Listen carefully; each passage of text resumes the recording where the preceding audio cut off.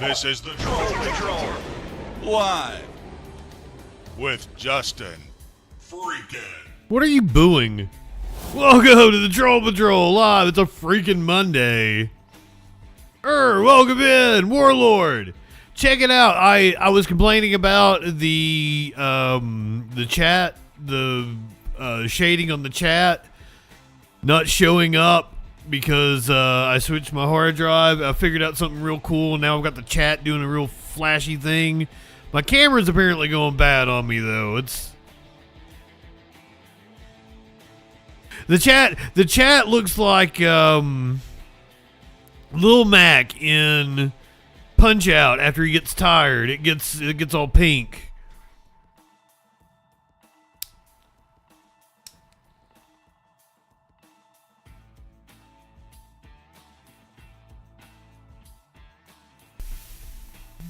What do you mean it's ruined? It looks so cool.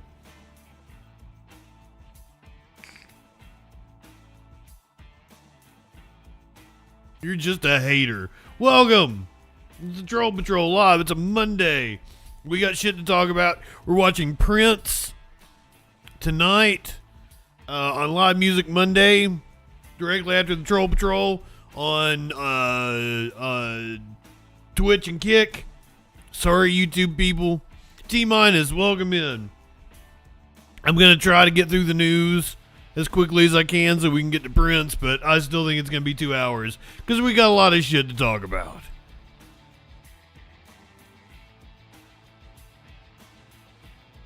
Tim Walz not running for governor anymore of Minnesota.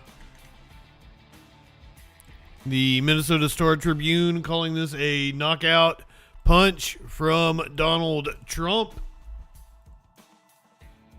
Kind of seems like it. The right has been attacking him nonstop for like a year and a half now. And he is pussed out. And this is as the GOP hit job on Minnesota is being exposed. Every day it gets worse for Nick Shirley. Now, nobody who believed the Nick Shirley report in the first place is going to give a shit about any of the follow-up, such as he was literally following orders of the Minnesota GOP. The Intercept reporting House GOP leader was one of the ones doing the grunt work for putting together the research. Hilton in, I believe it was Minneapolis, still sticking with Minneapolis here. Hilton refusing to rent rooms to DHS agents. Now, some people say that's against the law, which I say the government can't force you to rent a room to them because that's against the Constitution. Never thought the Third Amendment would come into play, but here we are. Maybe the founders. Yes, Flash. I wasn't looking at the chat. Third Amendment absolutists rise up. Shit, I'm not high enough. Flash, you say 6 months. God. I don't know. Are we going to invade Greenland? Okay, here's the thing. I think Iran is next. I don't think Greenland is next. I saw some reporting, and it made perfect sense that if you wanted to go after Iran, you would need to go after Venezuela first to stop Iran's ally. Iran, if it was to shut off the Strait of Hormuz, you would need to be able to get oil, like China would need to be able to get oil from somewhere else. You need Venezuela. So if they remove Maduro in Venezuela, they remove Venezuela from being able to send oil to China, then Iran can't really shut off the Strait of Hormuz. It's a whole thing. T-minus, tell me about it. He won't be stopped. He's not going to suffer zero consequences in his life. He's never going to face consequences for this. He's going to be stopped when he dies in office. Greenland needs some nukes. Sports cards, welcome in. Well, what's NATO gonna do? Like, we run NATO.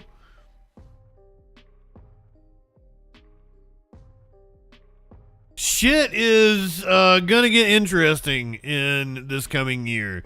2026 bound to be a wild one. Yeah, Flash, that's what I'm saying. NATO is pretty much America. It's kind of like how, you know, at the UN, we have this veto power. Something that, we should have never been given, should we have? The United Nations should have been a true United Nations without the U.S. being able to fucking poo-poo everything.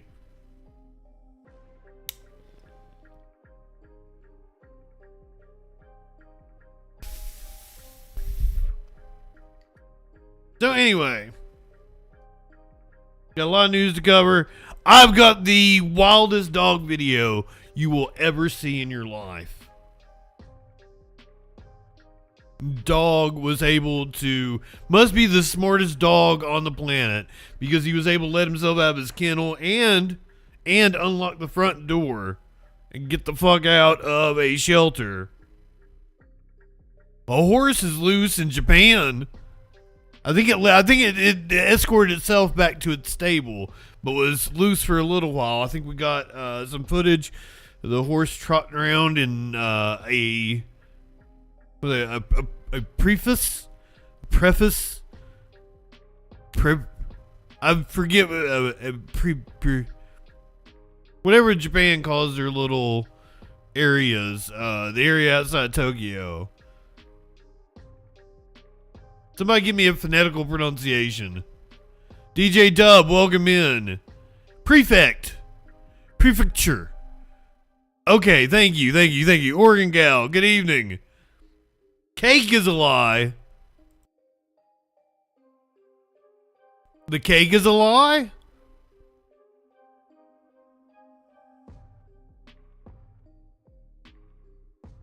People, we'll let anyone raid in here. Did somebody raid in? Talerix, when did you raid in? I didn't even notice. It didn't pop up on my screen. Welcome in, raiders. Welcome, friends. Good evening. I'm JustinFREAKIN. We can find out what the news be doing. Talerix is good people.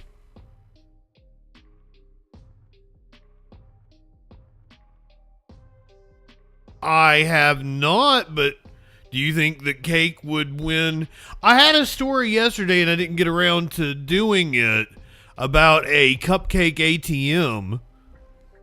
If you really want to do that, we can. I had this dude that's been arguing with me for like a couple of days.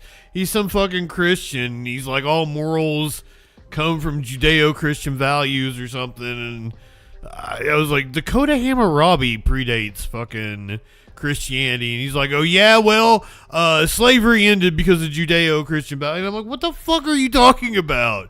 There were plenty of abolitionists. Don't get me wrong, I'm going to acknowledge history and say that there were abolitionists that were Christian, but there was many prominent abolitionists that weren't Christian. I cited Frederick Douglass, and I come to find out Frederick Douglass actually converted to Christianity later on in life. Wrote extensively while, an abolitionist about the hypocrisy of Christianity and religious people. Did convert to Christianity later on in life. You learn something every day. But one of the points that I made back was about, like, slave owners use the Bible to justify slavery. So you can't have it both ways. You can't say, like, oh, Jesus' teachings. And he kept bringing up humanists. And I'm like, nah, most humanists, especially of the 19th, 18th century, would have been fucking deists. Not Christian, I would think. Byronic, welcome in. Brother, if you are watching right now, Ben, my friend, I want you to call in.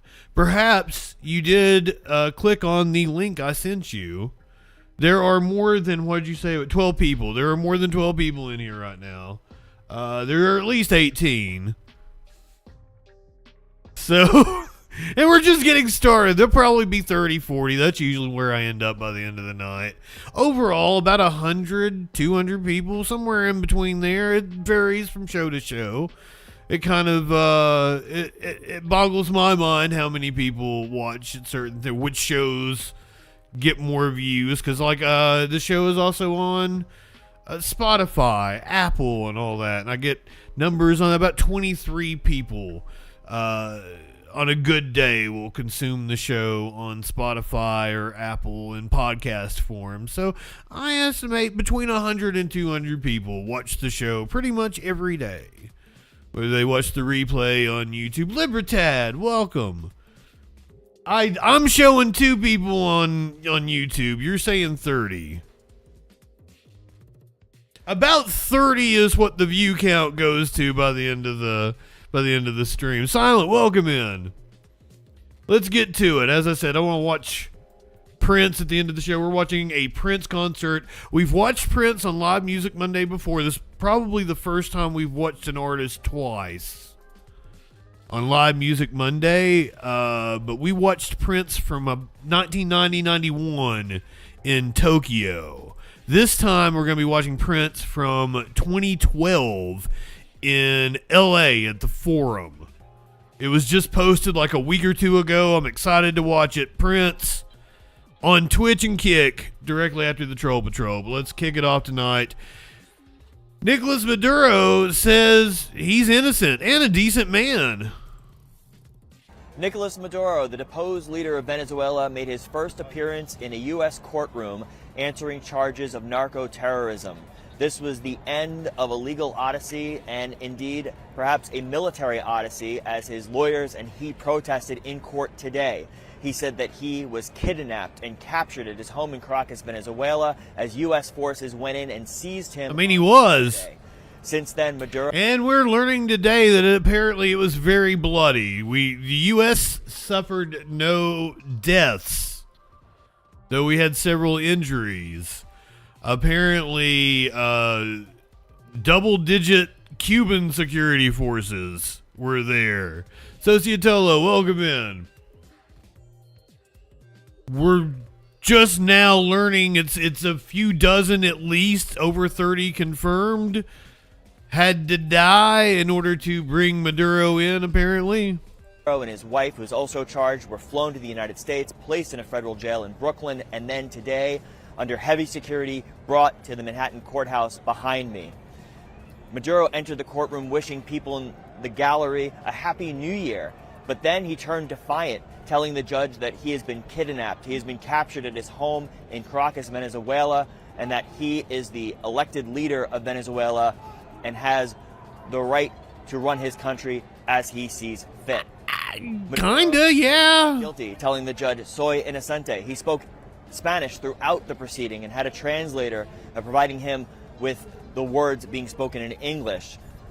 He took copious notes, and as the proceeding... Oh, and that's another thing I didn't even bring up, Flash, is yes, there were civilian casualties that we know of. We're not sure exactly how many yet. Led out of the courtroom, a man in the gallery stood up and started heckling Maduro. This man said that he was a political prisoner in Venezuela. He called Maduro an illegitimate president. Maduro, also speaking in Spanish, shot back that he is a kidnapped president and that he is a prisoner of war.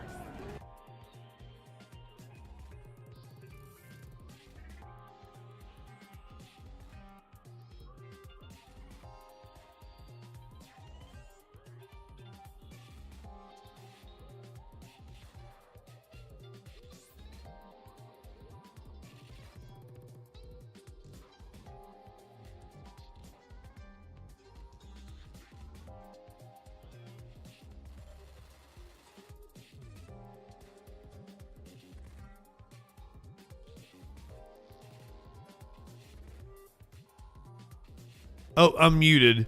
Colombia's president tells Trump, come get me. War of words escalates. After the U.S. operation to capture Venezuelan leader Nicolas Maduro, tensions between President Trump and Colombian President Gustavo Petro are boiling over. Sociatello, thank you for throwing out the gift sub to Byronic. Aw, appreciate you.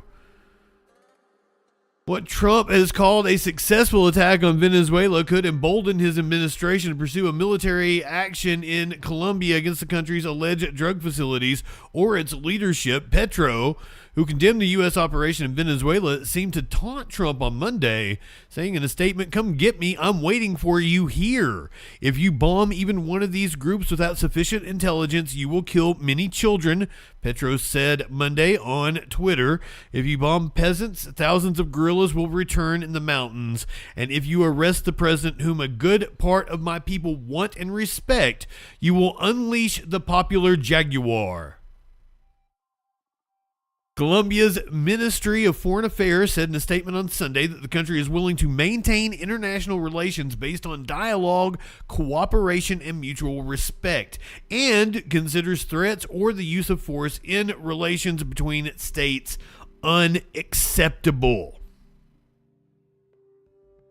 Colombia's very sick too, run by a sick man who likes making cocaine and selling it to the United States. Guess who said that? That was Donald Trump on Sunday. He's not going to be doing it very long, let me tell you.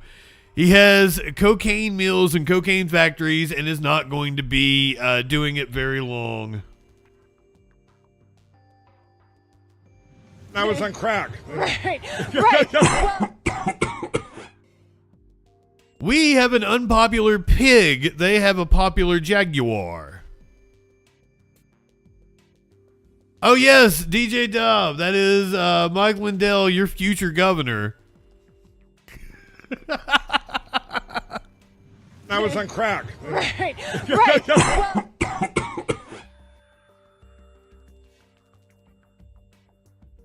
Jinx, Flash, you owe me a Coke. Or some Coke. We can get Willie Nelson high. You're Willie Nelson high. You're smoking some of the best dope God ever put breath in.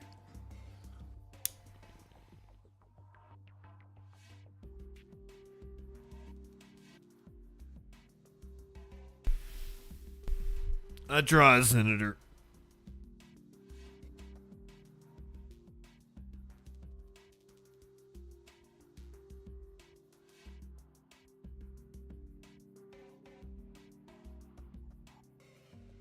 Quigley, welcome in. I hit the bong and you pop in. We've got a hype train going. We fucked around and got a hype train going. Curious, are you in there? Come in here and have hype train bong. I bet they don't let you smoke weed in the ER. That's a shame. Boo! And you know what? My fucking Prime just ended. I tried multiple times to go and sub to people's channels. If you're on a free Prime trial or something, does it not let you have a free Twitch? Is that only a paid? I feel like I've done it before. I feel like I've had, because I never have Prime for real. I only do the free trial. I feel like I've given out my gift sub when I've done free trial before. I did. And I went and looked. And they said, well, if it doesn't work, unlink it and link it back. And I did that too. And Julie, thank you for the resub. Oh, you continued yours from Prime. Yes, if you have Prime. I feel like they are fucking me, but I disconnected it and reconnected it, but that still didn't do it. I still couldn't subscribe to anybody's channel. Because I love funneling Bezos money, especially where I only do free trials. Fuck yeah, that's free money for friends. I want to funnel Bezos money. Curious who's gonna light one up, tip one back for the hype train.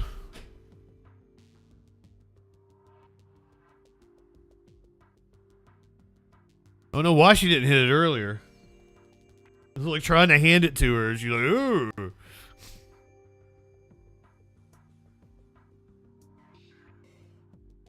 Fuck Bezos. No, it looks like it did it. If you have the Amazon Prime and you don't already give out your subscription to a Twitch personality, clinically, thank you for throwing out the gift sub. Julie, thank you for throwing out the gift. Fuck. I don't even know what we're at now. We're level 3 or 4.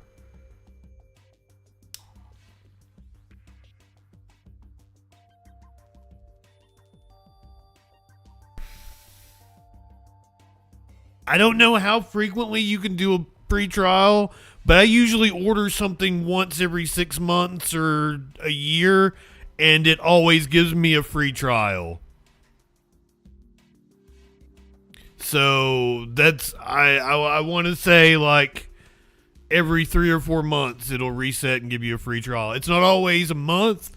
Sometimes it's 14 days. Sometimes it's a week. This past time it was a month. I got Amazon Music for 3 months.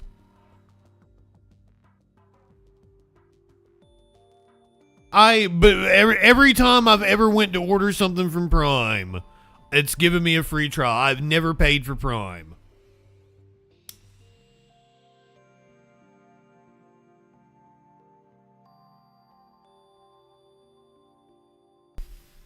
But I am not a frequent Amazon user. I'm not a fan of Amazon. Fuck Amazon. Fuck you, Bezos.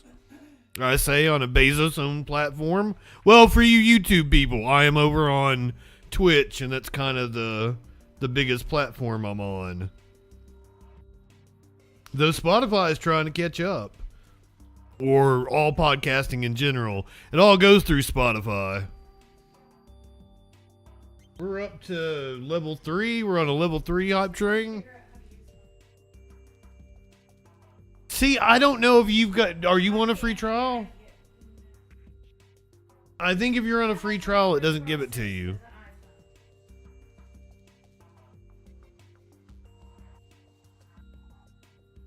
Yeah. If you don't know how to do it, if you're on an iPhone, you have to actually be on the Twitch on your browser and not through the app, because something through the App Store doesn't let you give out your free Prime or some shit. It's stupid.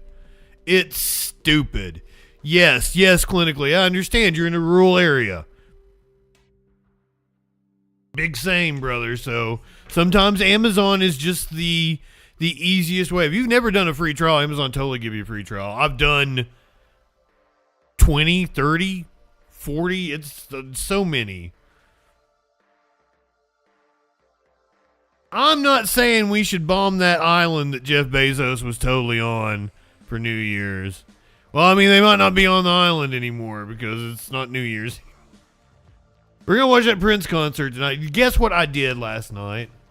I stupidly opened my mouth because we had some story about Coldplay, or so somehow Coldplay came up. So I'm like, oh, well, we'll watch Coldplay tomorrow because I'd already promoted Prince. I'm like, we'll put it up to a vote. Maybe we'll watch Coldplay tomorrow. And then I voted for Coldplay. And Coldplay almost won over Prince. Prince just barely edged Coldplay out. It was like 6-7 on the vote. It really was. It was like 6 for Coldplay and 7 for Prince.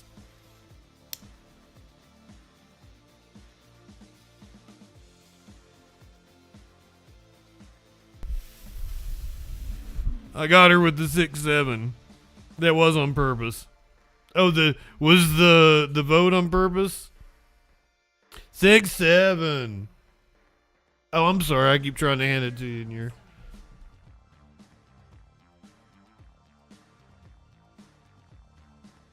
Let's see an actual real life Nazi defend his policy. This is Stephen Miller on with Jake Tapper earlier today. Using its military to secure our interests unapologetically in our hemisphere. We're a superpower, and under President Trump, we are going to conduct ourselves as a superpower. It is absurd that we would allow a nation in our own backyard to become the supplier of resources to our adversaries, but not to us, to hoard weapons from our adversaries, to be able to be positioned as an asset against the United States rather than on behalf of the United States. Sovereign countries shouldn't be able to do what they want to do. The Monroe Doctrine and the Trump Doctrine is all about securing the national interests of America. For years, we sent our soldiers to die in deserts in the Middle East to try to build them parliaments, to try to build them democracies, to try to give them more oil, to try to give them more resources. The future of the free world, Jake, depends on America being able to assert ourselves and our interests without apology. This whole period that happened after World War II, where the West began apologizing and groveling and begging I don't even and know, engaging in these honestly, vast what you're talking reparation about right schemes, now. it's what I'm talking about, Jake. Nazi shit. Idea. And by the way, you do. I know you love doing that smarmy thing, Jake, and I was hoping to be better than that this time. I asked you about if there should be an election. Exactly. I asked you if there would be an election in Venezuela. That's what I asked. I said, why was the president so quick to dismiss Machado? You answered that question. And then I said, the objective, Jake, is security and stability for the people of Venezuela. With our help and leadership, that country will become more prosperous than it has ever been in its whole history. I've heard this before. I've heard this exact same thing before in 2003. The exact same thing. You either learn from history or you're doomed to repeat it. Getting old fucking sucks. Venezuelans but the woman will be richer running Venezuela and right safer now is and part more of the Maduro secure and regime. better off. There will be conversations, Jake, about all of these guideposts along the way. The reason why I was giving you that speech, which I know you didn't want to hear, is because you're approaching this from the wrong frame. This neoliberal frame that the United States' job is to go around the world and demanding immediate elections be held everywhere, immediately, all the time, right away. To create these vacuums. That's not what I think, but you invaded the country. We went into the country and we seized the leader of Venezuela. Damn straight we did. And I'm saying, we're not going to let. So is the U.S. going to have new elections? Jake, is that we're not going to let Tim Pot communist dictators send rapists into our country, send drugs into our country, send weapons into our country. Okay. And we're not going to let a country fall into the hands of our adversaries.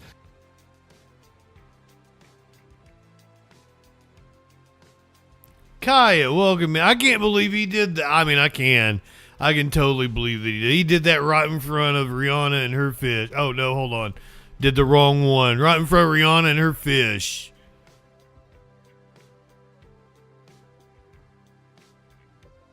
I'm glad I have all my drops back now. I had to fix that last night. I fixed the chat. Did you guys notice that the chat, like, fucking, it glows? There it goes. It's glowing again.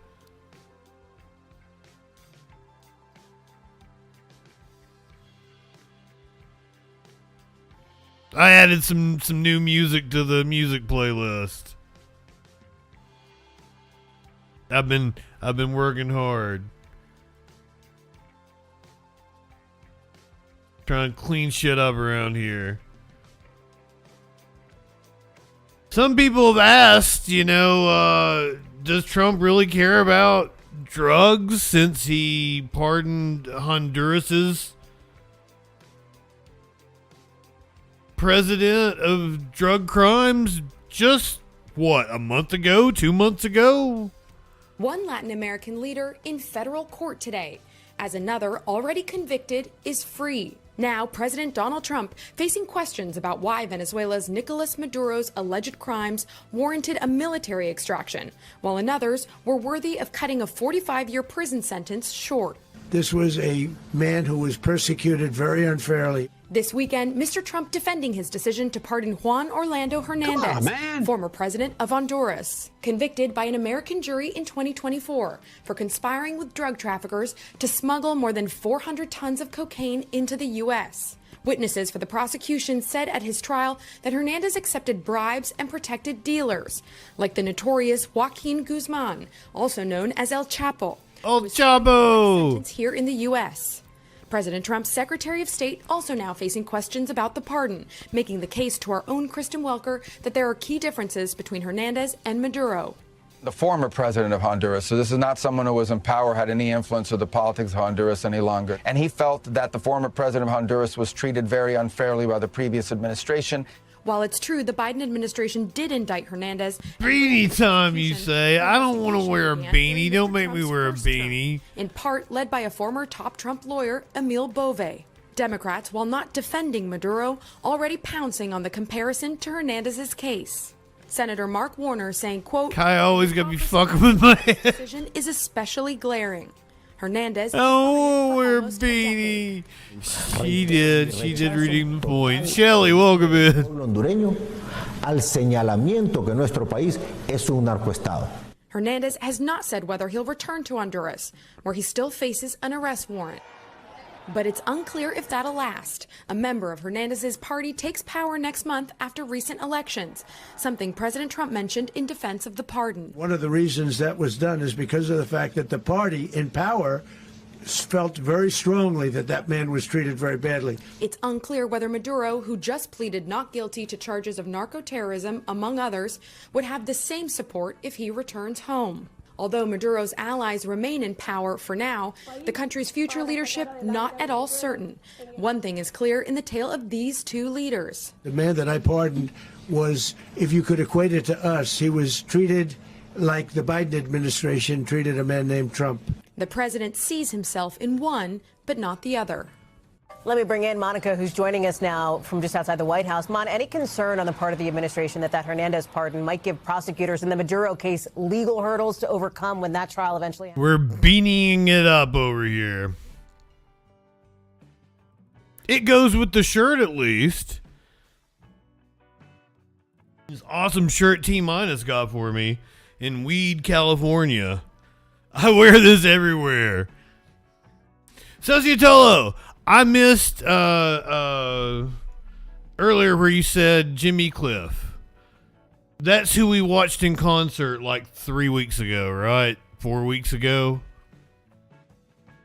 Didn't know that Tim Pool could grow facial hair. If I ever went on Tim Pool, I would wear the beanie. I'd be like the dude that went on Dr. Phil looking like Dr. Phil. Punked him out, the dude from Bum Fights. Who's also a piece of shit, but, you know, it was hilarious. T-Minus would absolutely be the one to ask that question clinically. Weed Cali is one exit before College Cali, right? T-Minus?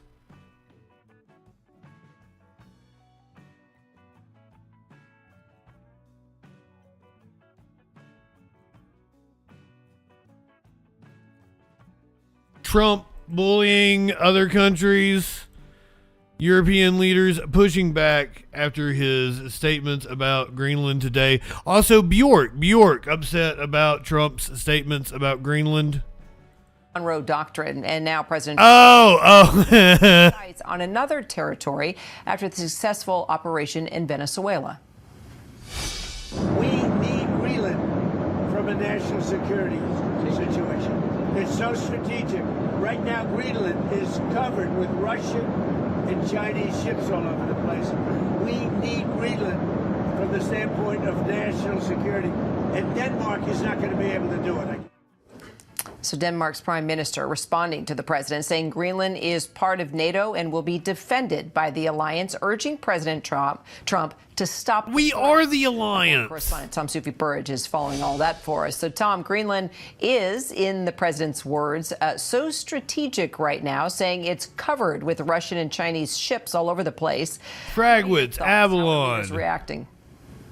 Anonymously, welcome in. I don't think thank you for the resub. Some more comments from the Danish Prime Minister. And in an interview on Danish TV, she has been quoted as saying that she believes that anyone should take Donald Trump's threats about wanting Greenland seriously. A fantastic dinner, T-Minus. That if the US were to attack Greenland, then she believes that would be the end of the NATO Media Winch raved about how awesome you are.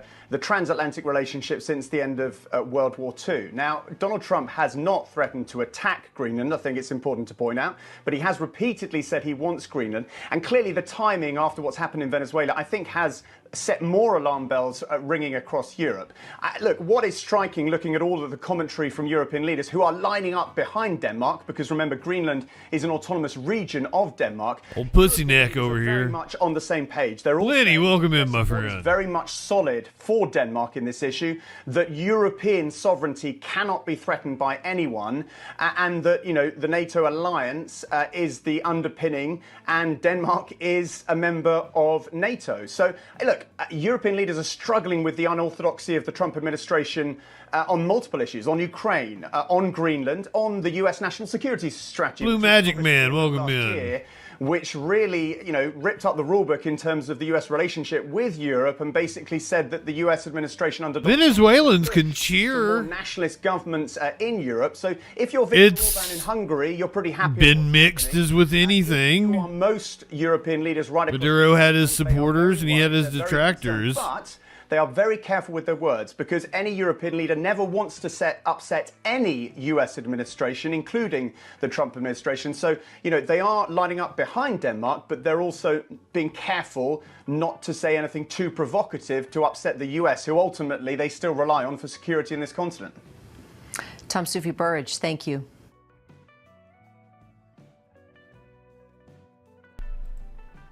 I mean, what do you mean, Blue? I'm interested in this, Blue Magic, when you say bring a better economy to Venezuela, because what Trump means when he wants to, he said it, flat out said it about oil.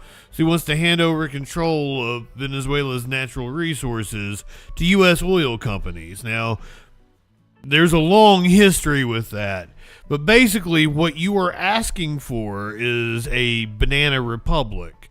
Is for the U.S. to have a puppet state regime that is favorable to U.S. companies. Okay, that has not worked out well once. Ever.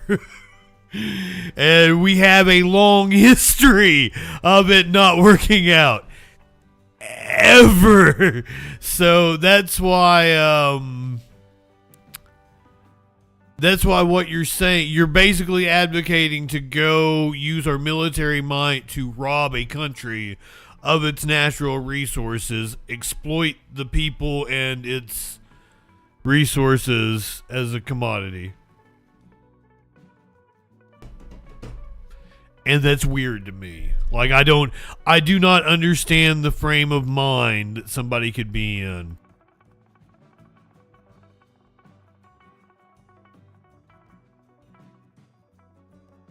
Yeah, but I'm literally saying, you know, Banana Republic, because we did this with Chiquita and Dole and United Fruit.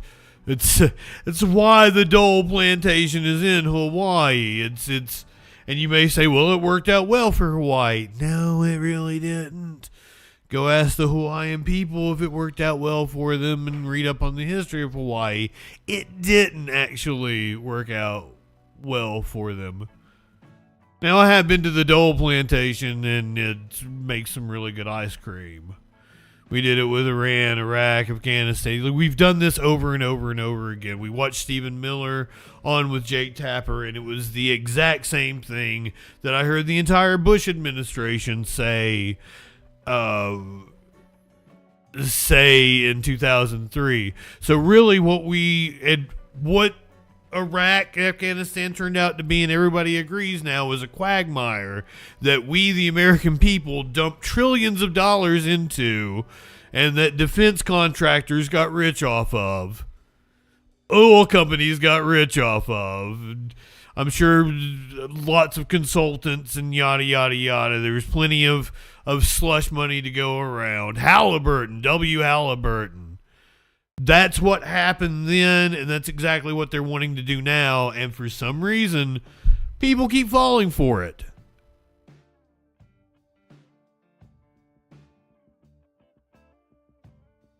Blue Magic Man, are you falling for it again? I mean, why?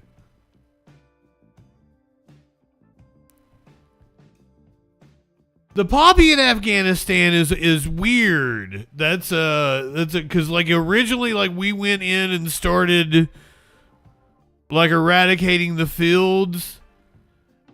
You don't think you think I don't understand the thing that I just explained to you, that the United States has done this over and over and over again, and it has never worked out well.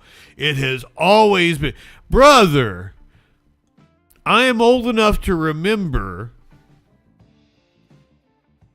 when the United States projected had a deficit surplus and was projected to be solvent to completely eliminate debt by 20. I watched it the other day. I watched a Bill Clinton press conference from the year 2000. From the year 2000. And Bill Clinton has said if we stay at the current trajectory, we will be debt-free by 2010. Do you know what we did? We invaded 2 countries. 2+. There's caveats to that.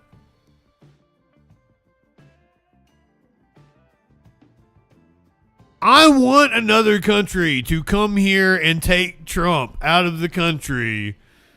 Take him to The Hague. Crimes against humanity. Try him for being a child molester. I don't care. Anything. Whatever.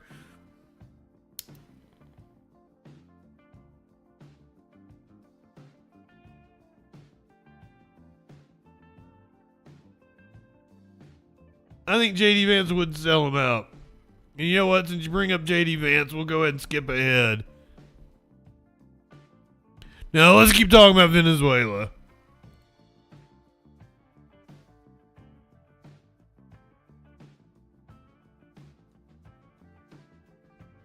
A woman in Grand Rapids, Michigan was being interviewed by a news station.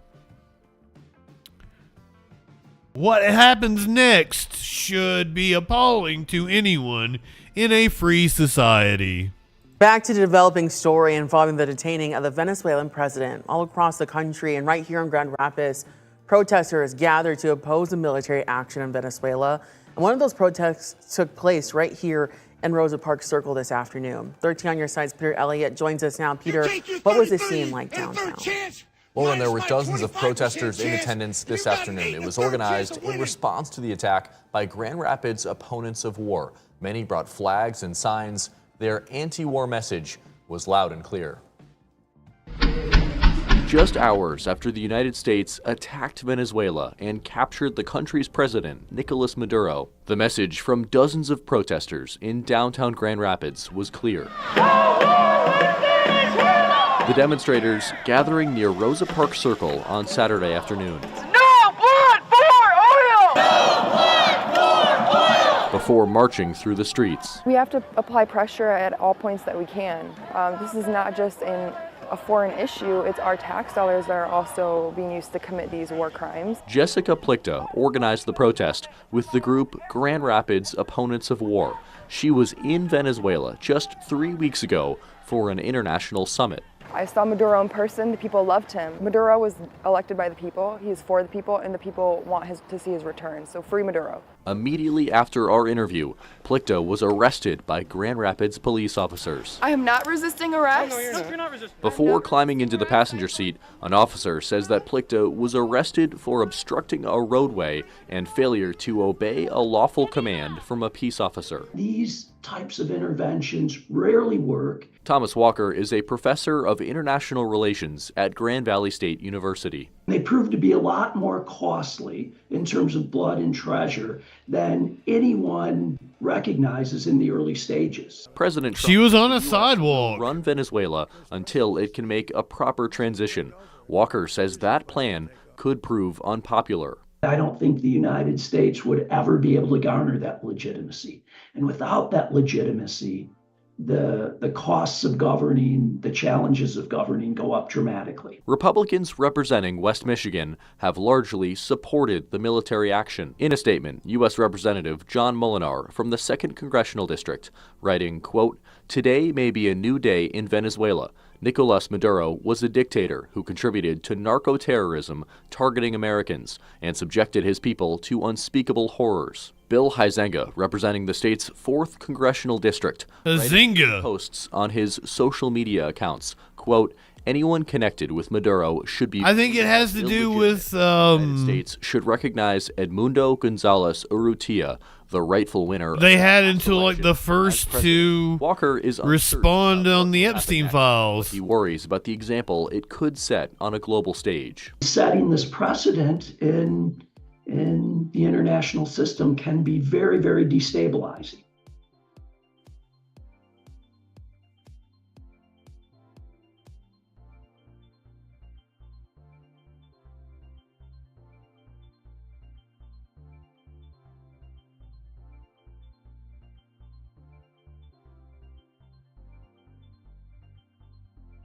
UN Ambassador Mike Waltz telling the United Nations that we are not an occupying country. And not guilty pleas from Nicolas Maduro and his wife Celia Flores come after about 48 hours since U.S. Delta forces captured them in that pre-dawn raid Saturday. Shortly after, Venezuelan Vice President Delcy Rodriguez, you see her right there, sworn in as acting leader. Well, President Trump, for his part, warned the interim president would pay a price if she does not cooperate with the United States. Listen. We're dealing with the people. We're dealing with the people that just got sworn in. And don't ask me who's in charge, because I'll give you an answer and it'll be very controversial. What does that mean? It means we're in charge. Have you spoken with her? We're in charge. Have you spoken with her? No, I haven't, but other people have. Do you want to? All right, so live at the White House and CBS News senior White House and politics reporter Ed O'Keefe. Ed, the president says we're in charge. Secretary of State Marco Rubio, though, says that the long-term plan wasn't for the U.S. to have any sort of hand in the government there. How do those messages square today? And adding to that, Reed, a little while ago at the UN in New York, the U.S. ambassador to the United Nations, Mike Waltz, told the Security Council in part, quote, "There is no war against Venezuela or its people. We are not occupying a country. This was a law enforcement operation in furtherance of lawful indictments that have existed for decades. The United States arrested a narco trafficker who's now going to stand trial in the United States in accordance with the rule of law for the crimes he's committed against our people for 15 years. So Waltz comes out of the Rubio camp, which is this is not a full-blown occupation. We were conducting a limited law enforcement operation, and we'll work with the new Venezuelan leadership to ensure that things go our way. That is different than we're in charge, which is what the president was saying last night on his way back here from Florida. And it's all going to be subject to intense questioning from senior lawmakers when they meet with these senior administration officials, including the Secretary of State, Marco Rubio, later today up on Capitol Hill. The leaders of the House and the Senate, the heads of the Intelligence, Armed Services, and Foreign Relations committees in both of those chambers, also set to be part of what's called a classified briefing, but we'll see to what extent we might learn some information shared by Rubio, Defense Secretary Pete Hegseth, the Attorney General Pam Bondi, the CIA Director John Ratcliffe, as we try to get a handle on what exactly is next in terms of U.S. engagement with Venezuela. Obviously, the U.S. Publicly is supportive of Delcy Rodriguez, the vice president, who by the Venezuelan government now has been put in charge. But the sort of vague statements on we want control of petroleum, we want to ensure that all these other interests like Hamas or Iran or Russia and China are kicked out of the country. How do you enforce that? How do you oversee that? Who is responsible for that? None of that yet answered by the White House. The president is here working this afternoon. We know he was monitoring the arraignment of Maduro, not necessarily watching coverage because, of course, there was no live coverage of a federal court proceeding. But he is aware of it. He is scheduled to have a meeting in the 3 o'clock Eastern hour with some of his top aides that is the kind of meeting that could suddenly open up to reporters, so we'll see if that happens. And if it does, of course, we'll bring that to you live and see if he provides any more clarity on what exactly is planned next. Well, as if Venezuela wasn't lead story enough, or what's going on there in the Big Apple relative to Ms. Maduro in court today, there's also recent statements by the president about other nations since carrying out this operation in Venezuela. Talk through. We've already covered that. Maybe we've jumped to conclusions.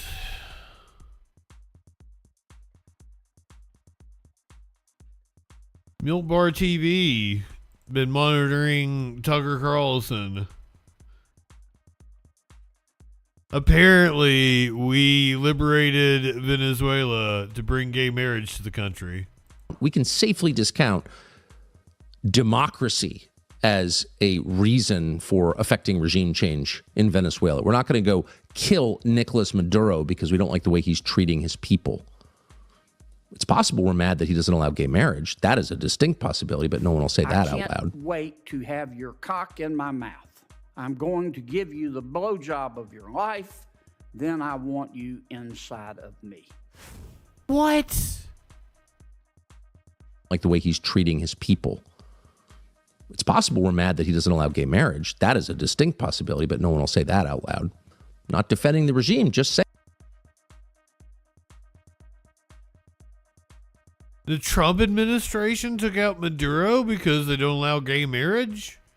And one of the most conservative countries in North or South or Central America. Only El Salvador really comes close, which is much smaller, of course. And by the way, the U.S.-backed opposition leader who would take Maduro's place if he were taken out is, of course, pretty eager to get gay marriage in Venezuela. So to those of you who thought this whole project was globo homo, not crazy, actually. Why are we trying to install this woman? It makes no sense. Well, because she'll bring gay marriage to Venezuela, and that's important. I mean, that's what we stand for. We can safely discount democracy as a reason for affecting regime change in Venezuela. We're not going to go globo homo?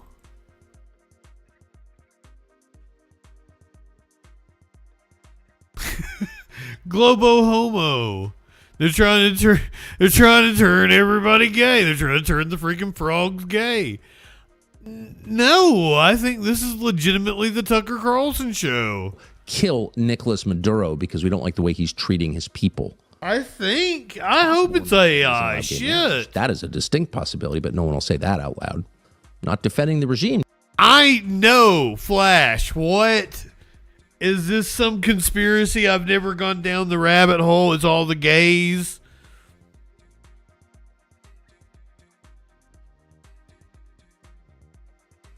It's not worth it. I agree, Shelley. But I'm stunned. I'm just saying.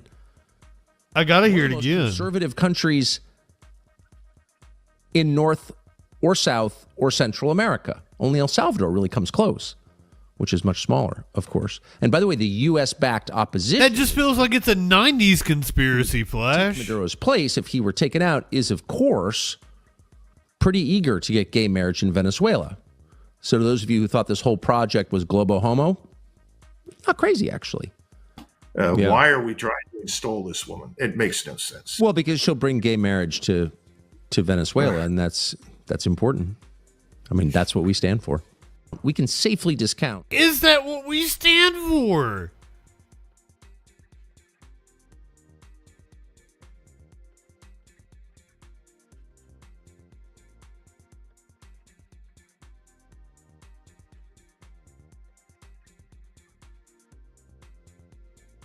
Sure could have fooled me. I kind of want to make globo homo merchandise. It sounds cool. Uh-oh. Are you ready to watch? Speaking of reboot, let's watch a clip from the Charlie Kirk show. The sentiment of a lot of Americans that we feel where we don't understand why we had to take in hundreds of thousands of Somalians from a culture that doesn't share our values.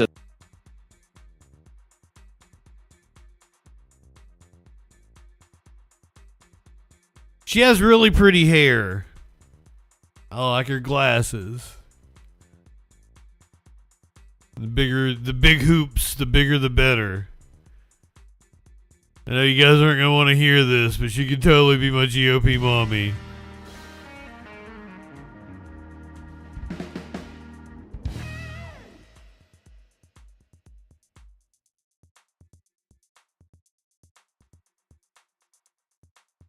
I put up a supercut, an omnibus of GOP mommy. And even if you watch the best of 2025, I've got some really deep cuts in that GOP mommy. I went out of my way for it. And I tried to trim it down to just the absolute best. There's no fat. It's a tight 40 minutes. But I think I really did it just for me, because I think the joke has ran its course. I like the glasses. And now we find out they're defrauding us. What can be done, and if you've investigated this, is Maria Bartiromo. There's a new report, Liz, it just broke. I just saw it, so I don't expect you to know about it. That even local Hilton hotels and Hampton Inns in the Minnesota or the Minneapolis area are declining ICE agents and DHS officers from getting hotel rooms. It's soy boy Andrew Tate over in the driver's chair. To deport Somalis. What can be done in that regard, and what are people on the ground saying? Yeah, I actually did see that report, and I was able to actually ride along with ICE just a couple of months ago, and this is how deep this all runs. Liz Collin is a good example, but senior reporter at Alpha News along for a news story, and they talked about Liz. If you would like an alpha, I can take you for a ride along.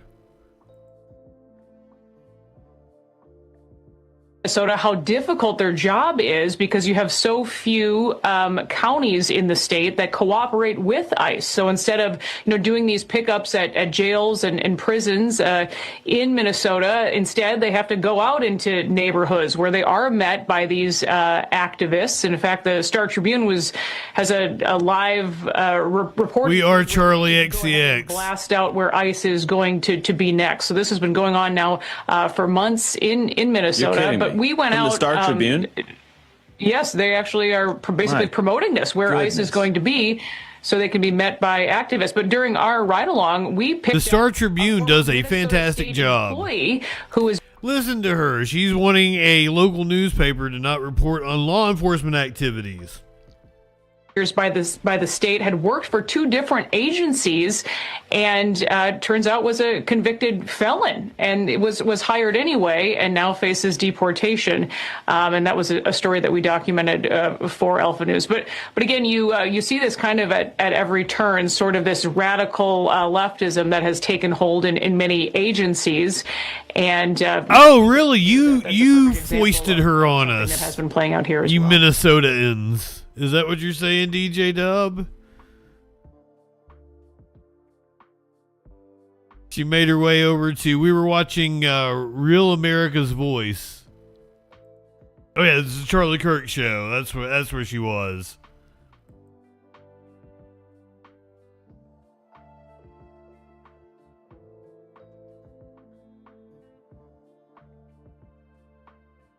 DHS are the only ones saying this. I'm not getting any local news reports about the Hilton. They're just whining on Twitter about not having the hotel was just sold out or some shit like that. And they lied and said they denied him room. Because I can't imagine Hilton gonna turn down fucking ICE. They're not gonna turn down anybody. They want that money. Oh shit, we got video of the monkey from yesterday. We're gonna have to watch that.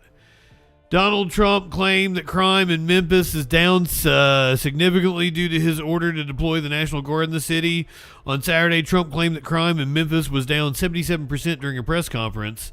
The city of Memphis responded to Trump's claims on Saturday evening. In a statement, the city said that it can't speak to the exact 77% figure, but was confident about its data on the decrease in crime. During the fourth quarter of 2025, overall crime was down 44%, including car theft, down nearly 70%. So car theft was down 70%. More importantly, since 2023, we've reduced overall serious crime by 41%. So apparently Amy Klobuchar will be running for governor. Almost certainly running for governor in Minnesota. Last night we did this monkey that was on the loose. They were literally looking for him. But 24/7 security and plenty of surveillance cameras couldn't stop this break-in. We come in the door about probably 8:20, and it was a disaster. Trade Center owner Loretta Bryant showed up Sunday. I want to say that Klobuchar is weak, but apparently she outperforms generic Democrats. So, To a mess. But this wasn't your typical pawn shop problem, and the suspect wasn't looking for cash. I went back and I said, "What is it?" And there was the little Chester, the little brown capuchin monkey sitting right in that door. The furry culprit made his way in through a doggy door and past the pawn shop cats, all captured on surveillance video. There was monkey messes everywhere. It was a crime of opportunity. monkey messes everywhere, she said. I.e. the cat threw shit all over the monkey threw shit all over the place. Life is too short to walk this earth for a crusty asshole. Wash your ass.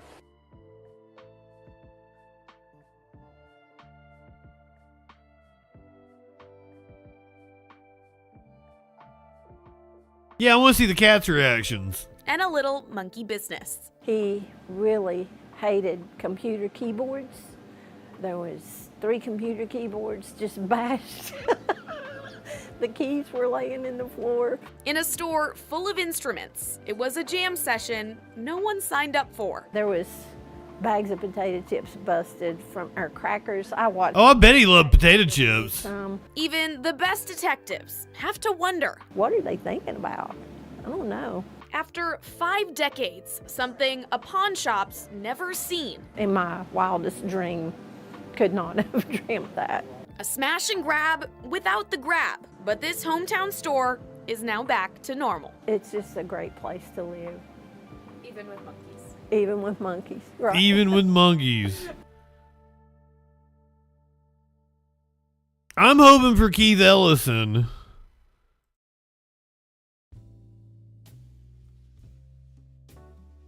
He doesn't seem to be in favor with the party anymore. Since we're talking about Minnesota politics. This was earlier today. Well, good morning, everyone, and Happy New Year. Like many Minnesotans, I have to tell you, I was glad to turn the page on 2025. It was an extraordinarily difficult year for our state, and it ended on a particularly sour note. For the last several years, an organized group of criminals have sought to take advantage of this state's generosity. And even as we make progress in the fight against the fraudsters, we now see an organized group of political actors seeking to take advantage of a crisis. I don't want to mince words here. That really was the straw that broke the camel's back. He's just like, I'm not doing it anymore. Wow. It's disheartening. Because, like, just Democrats, they have no fight in them. They have no backbone. I understand, man. Like, this dude's life is in danger. His family's in danger. They have came after him viciously. nonstop. They called him Tampon Tim. They attack his family, but fuck. We need people with balls to stand up to the fucking fascists.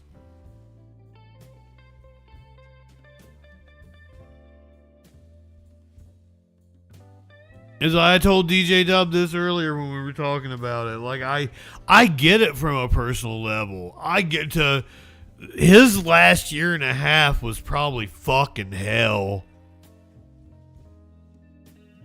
But hey, man, you served your country. You served in the military. This is the same deal. You got to serve your country.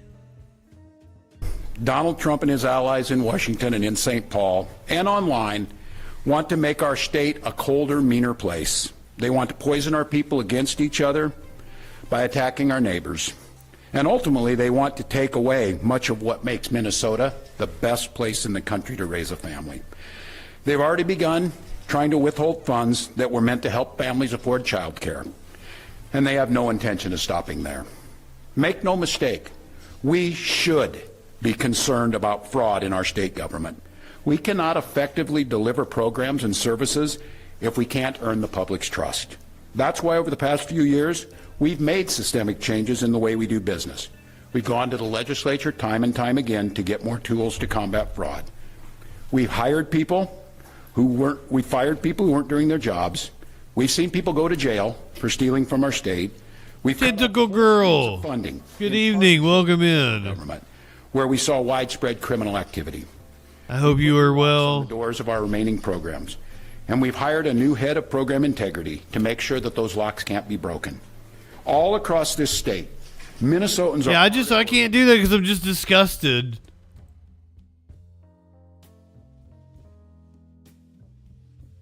The Minnesota Star Tribune, we mentioned them earlier. They do great reporting. They wrote about Tim Walz's exit, saying Trump lands a knockout punch on Walz. He kind of did.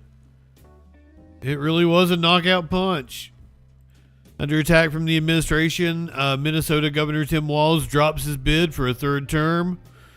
One thing America has always known about President Donald Trump, if you take a swing at him, he punches back twice as hard. Minnesota Governor Tim Walz took a lot of swings at Trump. He joined Kamala Harris's ticket to try to stop a second Trump term. You think you just fell out of a coconut tree? He called Trump and his supporters weird. He called Trump a buffoon, a felon, a fascist, and the worst business executive he's ever seen. Released the MRI results. Walz taunted after one of Trump's lengthy Truth Social posts attacking Minnesota Somalis. Trump defeated the Harris-Walz ticket and spent his first year back in office throwing every lever of federal power against the governor in the state of Minnesota. He called Walz a loser, a mess, a very stupid, low-IQ governor. He called him the R word. He said Walz let Minneapolis burn to the ground. He said Minnesotans cower behind closed doors in fear of roaming Somali gangs. He called Walz a murderer, reposting cruel internet lies about the assassination of Melissa and Mark Hortman. He did do that over the weekend as well, blaming Tim Walz for the assassination of one of his fellow Democrats. He deployed masked immigration agents to the state, followed by waves of federal investigators searching for evidence of more fraud in Minnesota's Somali community. After a YouTuber posted a viral video pointing suspicion at daycare centers, Trump threatened to freeze child care funding to the state and thousands of loans to small Minnesota businesses. On January 5th, Trump got his wish and altered the course of the 2026 governor's race in Minnesota. Walz announced he will not seek a third term. But sometimes when Trump punches back, it does as much damage to him and to his party as to his target. U.S. Senator John McCain stood up to Trump, casting the vote that saved Obamacare. Trump attacked his fellow Republican. He insisted that McCain, who survived years of torture and solitary confinement in a Vietnamese prisoner of war camp, was no war hero. I like people who weren't captured, Trump said. I still fucking can't believe that didn't end his political career. The White House once tried to get the USS John McCain moved out of sight so the president wouldn't have to share a photo op with a ship named after his nemesis. Trump's attempts to weigh in on elections in 2025 backfired. Democrats romped to victory in off-year races across the country, and Indiana lawmakers flatly refused to redraw the election maps, even after Trump threatened to cut off federal funding to the deep red state. Minnesota Republicans were probably hoping to hammer walls with memes and allegations. The fraud father. For the rest of the year, eager for the party to win its first statewide election in 20 years. Now they face a potential gubernatorial run by U.S. Senator Amy Klobuchar, a Democrat who regularly wins statewide office by double digits. If this is a Trump win, I said that earlier, I made mention of it. We see her as weak, and apparently she has been weak on the national scene, but she outperformed Harris. Harris won Minnesota by 6. Klobuchar won it by double digits.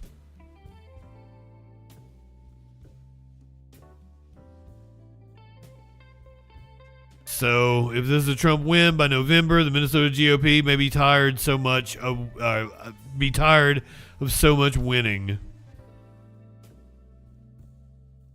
That's what some people are saying, that this could be a boon for Democrats. I didn't see it that way. If it is a boom for Democrats, it's definitely a kick in the balls for progressives.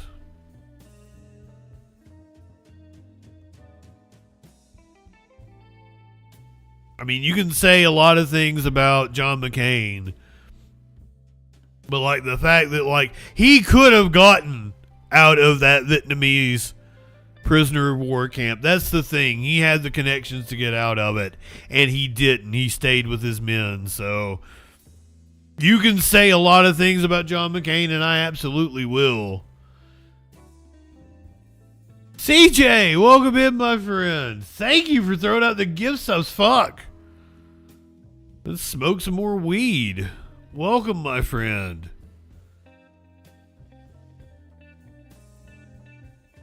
That Klobumentum, Amy Klobuchar. Now, it will open up the Senate. We can see who ends up in the Senate races. I'd like to see Keith Ellison, but he did have to resign in shame from the House. But that was 20 years ago, and now we're in fucking Trump world. Less than 20 years ago, probably like 18. Happy New Year, my friend. Do you know how many subscribers I have to this channel right now? Ladies, gentlemen, and non-binary friends in my chat. We currently have 69 subscribers to the channel. Nice. Drake, my friend, good to see you. So, since Drake is here and CJ threw out the gift subs, earlier today in LA, police were tracking a stolen vehicle.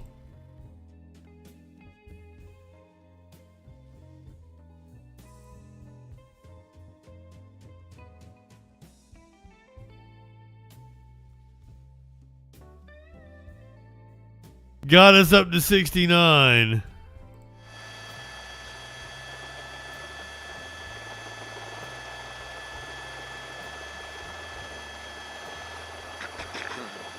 Don't let him get too far ahead of us if he can. Sig Fang, Architect of Sin. I fucking love your name. Did I say it correctly?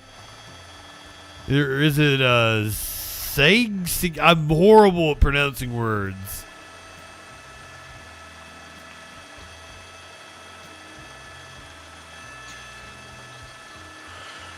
Architect of Sin. That,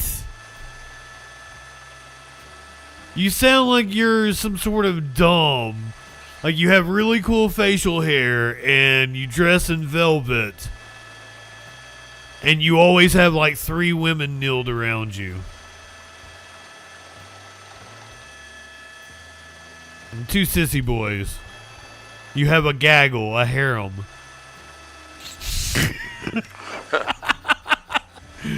Hey, what's going on over there? Light one up, tip one back.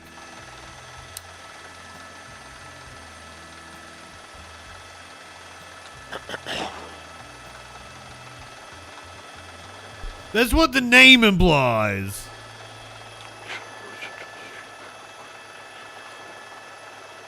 You've got several collards in front of you.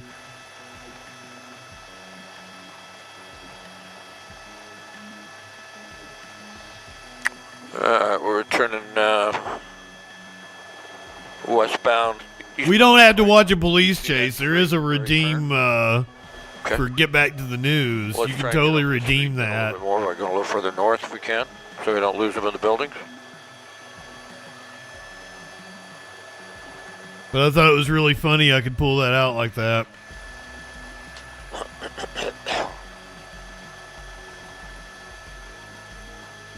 There's a possible stolen car. They don't even know if it is a stolen car. They're just They just want to ask him questions. Hey, dude, did you steal this car?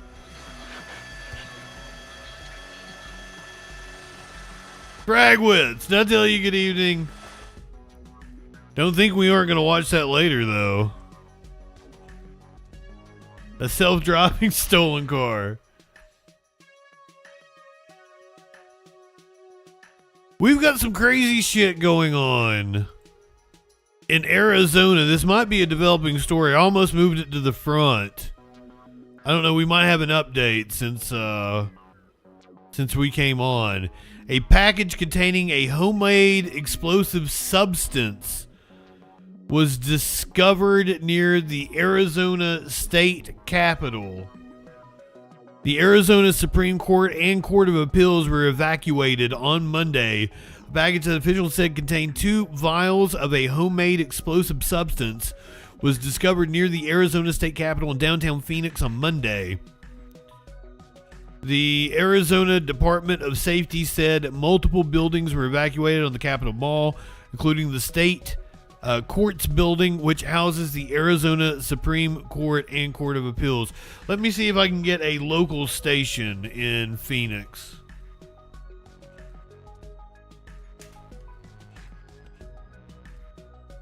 See if we can get the latest on this shit.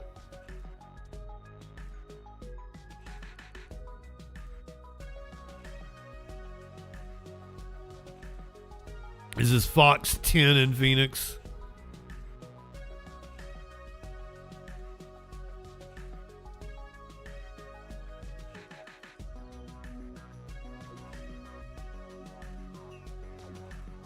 It looks like nobody was hurt. The package tested positive for explosive materials.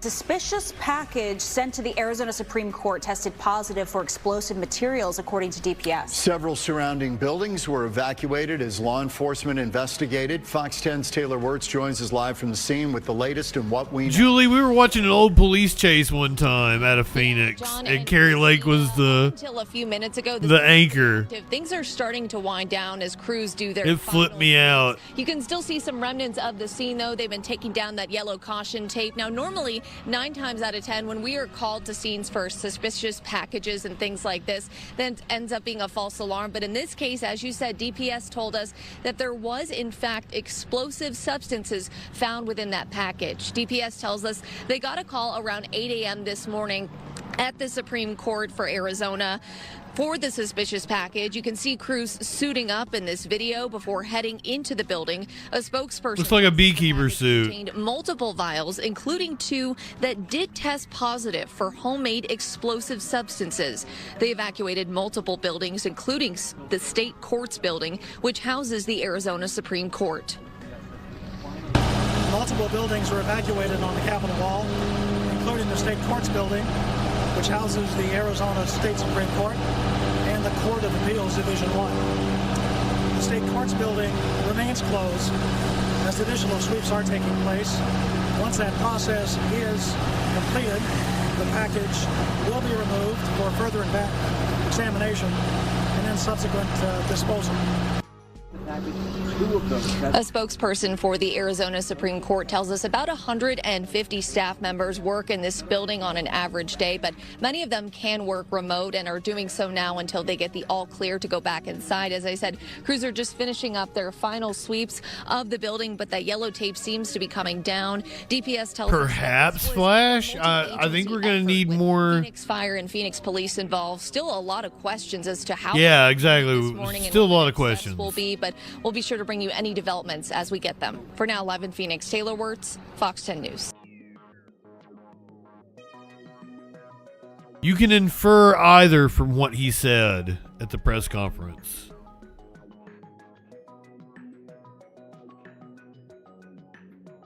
I think this is one of the new songs I put on the Troll Patrol playlist.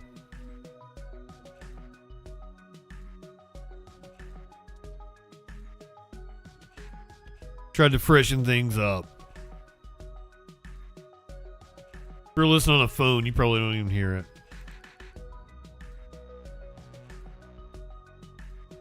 JD Vance had his home broken into. And some people have theories on the internet. I might or might not share it with you. Early morning break-in at the home of Vice President J.D. Vance in Ohio. And now the Secret Service and Cincinnati police are investigating. CBS News' Chanel Call is in the newsroom. So, Chanel, was anybody from the Vance family inside that home or anywhere near the home? No, they were not inside the home when this happened, thankfully, Reed. And here's what we know at this point in time. We know this happened late last night at Vice President J.D. Vance's Ohio home. So again, the family wasn't in Ohio when this happened.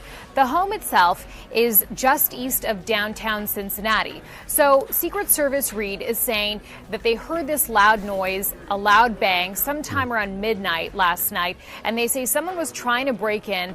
They used a hammer to smash some windows. They also say that a Secret Service vehicle was also damaged as the suspect was trying to get closer to the home itself. So again, J.D. Vance and his family were not in the home when this happened, but he did talk about it on social media. So I just want to show you what we're looking at on my screen here. This was a social media post where he says, "I appreciate everyone's well wishes about the attack at our home. As far as I can tell, a crazy person tried to break in by hammering the windows. I'm grateful to the Secret Service and the crazy person doesn't narrow it down. We weren't even home as we'd returned. You surrounded by crazy people." One request to the media, he says, "We try to protect our kids as much as possible from the realities of this life of public service. And in that light," he says, "I'm skeptical of the news value of plaster and images of our home with holes in the windows." As for the suspect, we know that he has been identified by the Secret Service and Cincinnati police as 26-year-old William DeFore Reed. We know that he was detained right away, and he's facing 3 charges, including obstructing official business. How old's J.D. Vance? Criminal damage or endangering, and criminal trespass and vandalism. Again, Vice President J.D. Vance and his family thankfully were not inside when this happened, and Secret Service has now detained the suspect involved. All right, Chanel Call with that update. Thank you so much.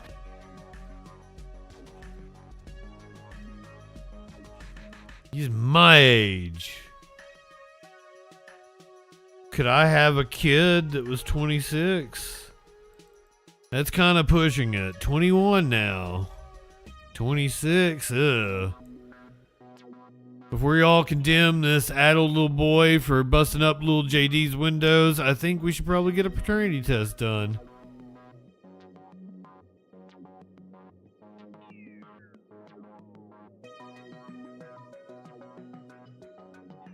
The eyes are nothing alike, but the jawline, the haircut, face shape.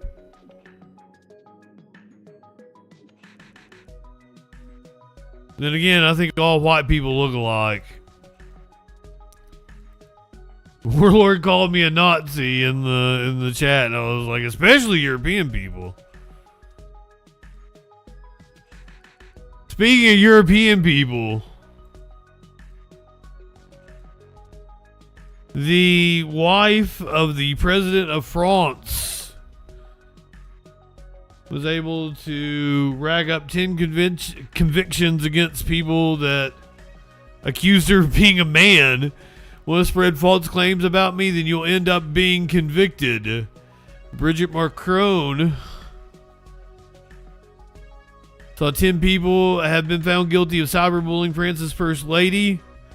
The Paris court found the wife of French President Emmanuel Macron had been subjected to particularly degrading comments by the defendants, some of whom reportedly suggested Bridget was transgender and a pedophile. The defendants were accused of sharing online comments to falsely claim Bridget was born as a male. They also reportedly compared the 24-year age gap between Bridget and Emmanuel to pedophilia. Several defendants claimed their comments were intended to be humorous during their 2-day trial, which took place last October. One of the defendants was sentenced to 6 months in prison, and 8 others were given suspended sentences. The one defendant who wasn't given a prison sentence, who will attend cyberbullying awareness training along with the other defendants, reportedly apologized during the trial. All 10 of the defendants will have to jointly pay 10,000 euros or $11,000 in compensation to Bridget for moral damage. Bridget and Emmanuel's case against conservative commentator Candace Owens, whom they say shared false claims about the First Lady's gender, was launched in July and is still ongoing. Yes, the age gap is incredibly weird.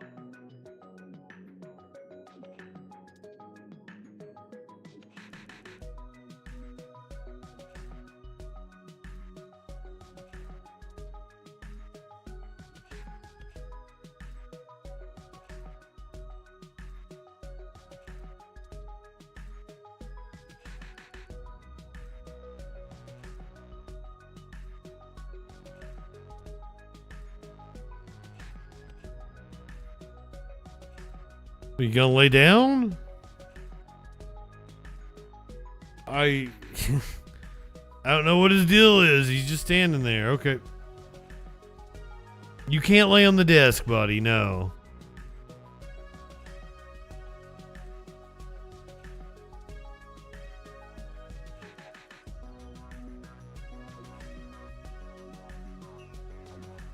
He likes to come over here and lay right in front of my soundboard.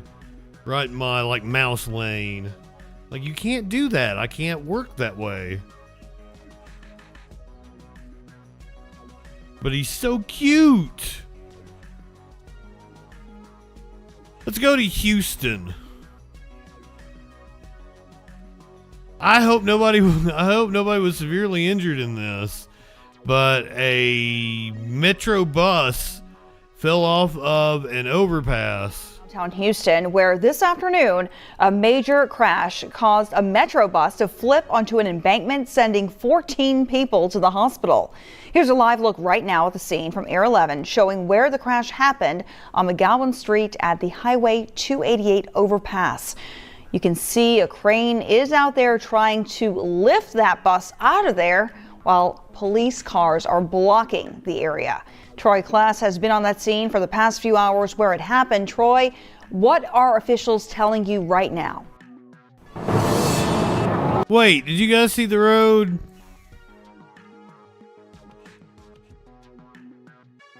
Happened on Highway 69. Are officials telling you right now? Well, Cheryl, officials are telling us that the plan is to get the Metro bus down onto Highway 280 so it can eventually be towed away. That operation, like you said, is still ongoing right now behind me after what Houston Fire calls a very complicated rescue effort earlier this evening. And take a look at some of the video from that scene up close. Now, according to Metro, they say that the bus was rear-ended, causing it to go over onto the embankment. Metro says the crash happened shortly after 2:30 p.m. on Saturday. There were 13 passengers on board and the bus driver, who Metro says is okay. The driver of the other vehicle involved in the wreck was transported in critical but stable condition. Houston Fire Department says that the rescue was complicated, including the extrication of one of the passengers who was still on the bus. It was involving structural aspects of the bus that had her trapped. So we had to defeat those structural components of the vehicle to get her leg out and get her out. So yeah, it was a very tedious rescue, and I'm glad we got it done and get her home to her family. The lumber yard on 69. Again, 15 people total were treated and 14 were taken to the hospital. The Metro Police are on scene and will investigate, and environmental teams are on site evaluating for any fluid spills. Now, according to the Houston Fire Department, I've got a fluid spill for you. To cut the embankment so it'll make it easier for the bus to be moved off the scene, but again, it's still stuck here right now and likely going to be causing those traffic backups here in this area as they clean it up. Now, tonight at 10, we're going to hear from one woman who says that getting on this bus was a near miss for her and her child. Reporting live near downtown Troy, Kless, KHOU 11 News. Nowhere near as fun as getting off on the bus. I can imagine, Troy. Thank you. Why am I like this? I'm sorry. You guys encourage it.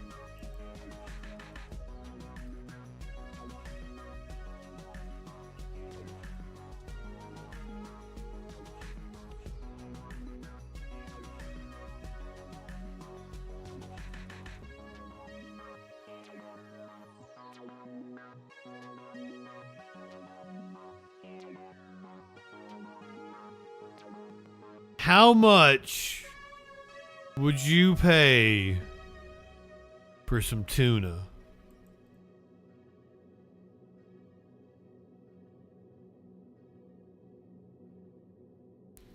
A Japanese sushi restaurant paid $3.24 million. It's pretty fucking fresh.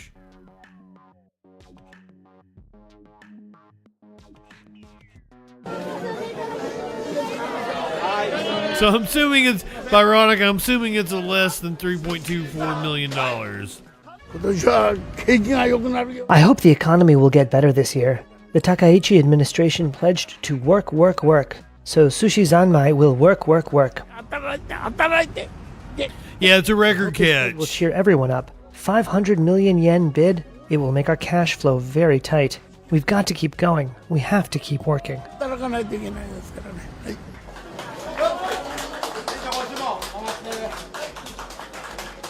Yes, he's very far right. The Japanese currently have a very far right government. It's kind of a thing that's happening all over the world. It's a little scary.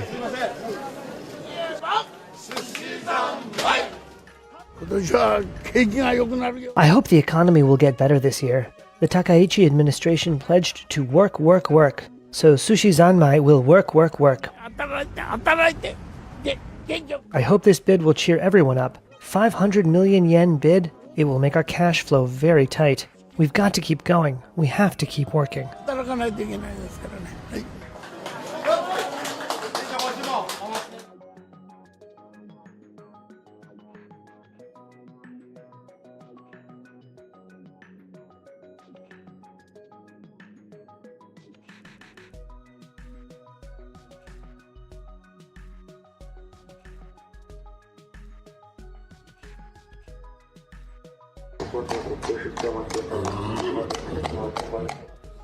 車道の真ん中を堂々と走る一頭の馬。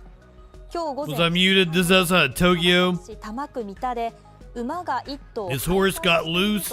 Apparently, saw itself back to its 明治大学馬術 stall が管理している馬が at a local university. 逃げ出したと見られています。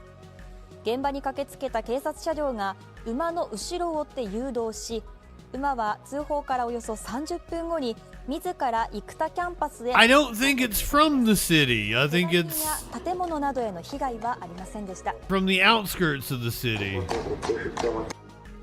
That's why I was saying it's like it's not from Tokyo. It's one of the prefectures. Miji University is where this horse is from. It was at a school. That's a city horse.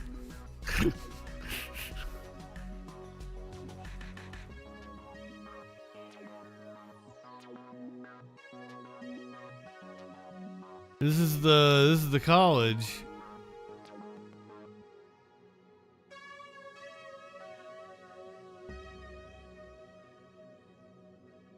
Yeah, it's just running late to class.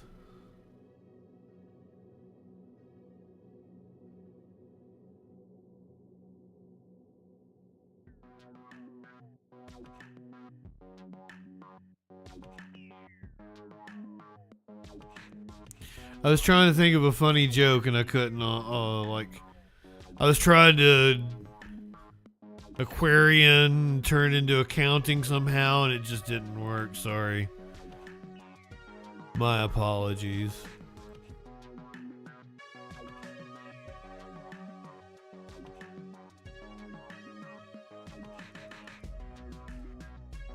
I hooked up with this girl one time.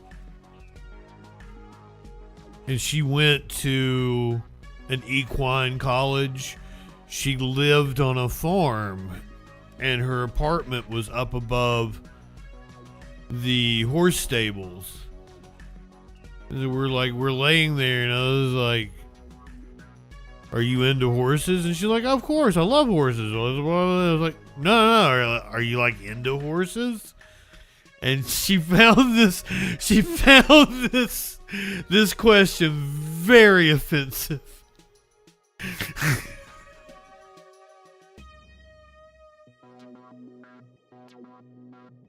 Because I was just wondering, I mean...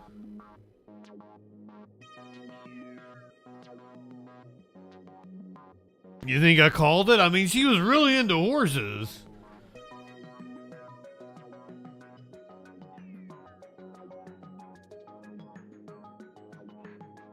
That's illegal.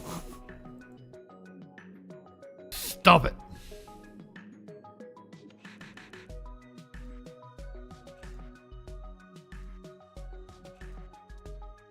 This happened at a Huntington animal shelter. Huntington, West Virginia. Oh, it's got music on. I gotta turn it off here. This puppy let himself out of his kennel. Well, it wasn't a relationship. I just met the woman. Keep a box of sugar cubes around for those occasions.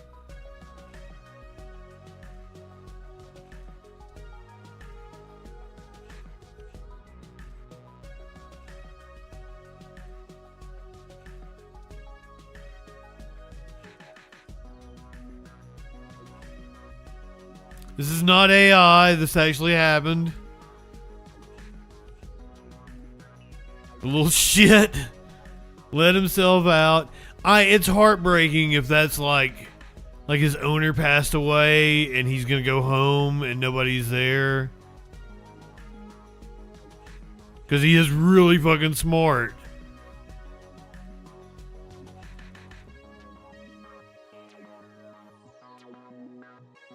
Because at first, my first thought was like, well, he knows where he's going. He clearly... he did not want to be there. He knew where he was off to. Dog went to the strip club. So my first thought was to like, oh, well, just let him do his thing. He knows what he wants. He's clearly smart enough. If that dog can unlock a fucking door and let himself out, then he can take care of himself, I assure you. But that's then I thought about the thing like, oh, perhaps his owner passed away and he wants to go home, and like that is heartbreaking.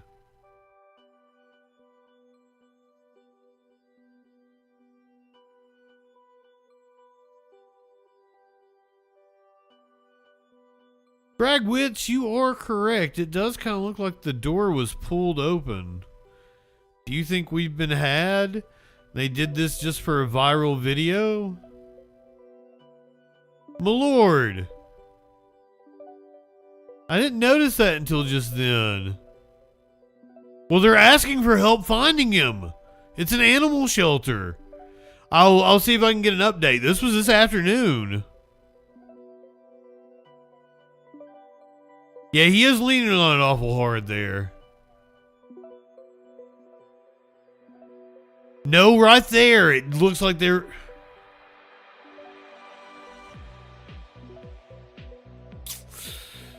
Ooh. There's a moment when he's like on the ground and he's not up against it.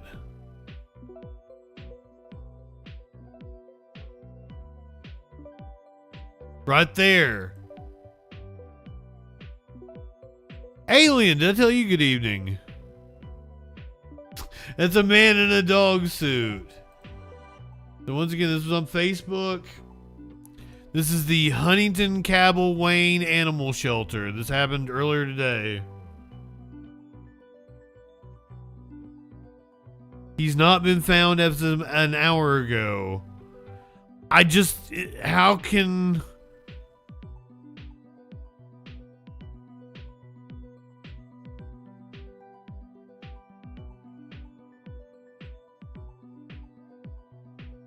Oh, I can't fuck around on Facebook anymore. Gotta sign in. I'm always on guard for social media hoaxes and shit, but it's an animal shelter that's asking for help finding him. So Igloo, welcome in, my friend. One more time. Can I slow it down? I can't.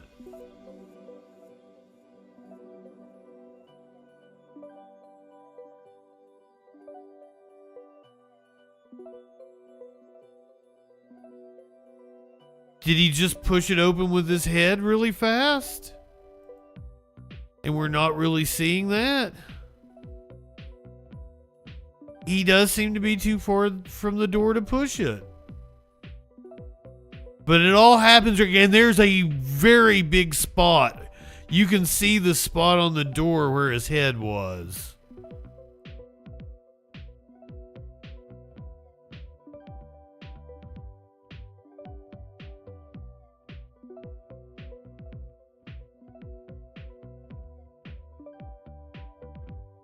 It happened so fast.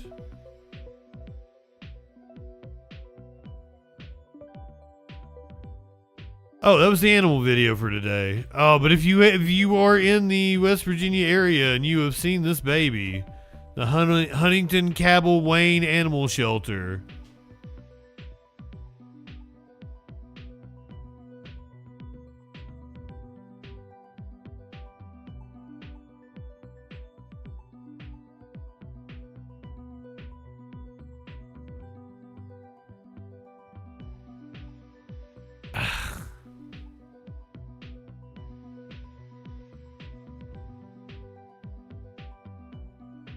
If it's a light, we're kind of assuming it's a bit of a heavy door, but if it's a lighter door that a gust of wind could just kind of blow open,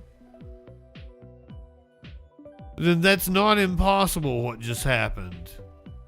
As I said, you can see the gigantic print on on the door where his head was, where he was pushing on it. Wind, pressure, because it was locked.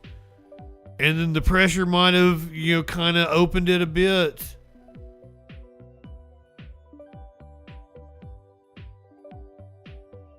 Oh, you are right. The spot was already there. Okay.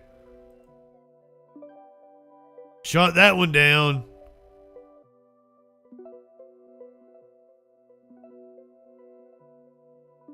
He knew where to look for a lock. Look at this smart motherfucker. He knows it's somewhere up here.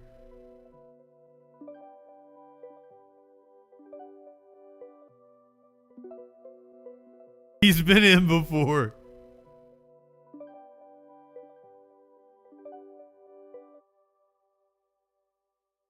What a cutie. All right. Twitch people, Kick people, we're going to watch Prince. YouTube people, podcast people. Light one up, tip one back. It's all right to have a little fun for you at the sack. I'm Justin Freakin. We'll see you tomorrow night on the Troll Patrol live.